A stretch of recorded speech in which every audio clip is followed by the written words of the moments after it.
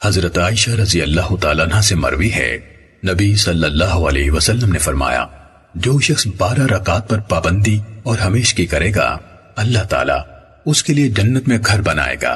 ان کی ترتیب یوں ہے: ظہر سے پہلے 4 اور بعد میں 2، مغرب کی نماز کے بعد 2، عشاء کے بعد 2 اور فجر کی نماز سے پہلے 2۔ سنن نسائی حدیث نمبر 1796۔ حضرت ام حبیبہ بنت ابو سفیان رضی اللہ تعالیٰ عنہ فرماتی ہیں کہ میں نے رسول اللہ صلی اللہ علیہ وسلم کو فرماتے ہوئے سنا ہے، جو شخص دن اور رات میں فرض نمازوں کے علاوہ 12 رکعات سنت پڑھے گا، اللہ تعالیٰ اس کے لیے جنت میں گھر بنائے گا۔ سنن نسائی حدیث نمبر 1797۔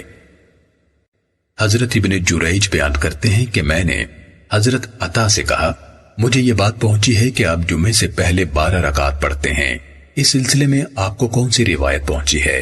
انہوں نے فرمایا، مجھے بتایا گیا ہے کہ حضرت ام حبیبہ رضی اللہ تعالیٰ عنہ نے حضرت انبسہ بن ابو سفیان کو کہا کہ نبی صلی اللہ علیہ وسلم نے فرمایا، جو آدمی دن اور رات میں فرض نمازوں کے علاوہ 12 رکعات سنت پڑھے گا، اللہ عز و جل اس کے لیے جنت میں گھر بنائے گا۔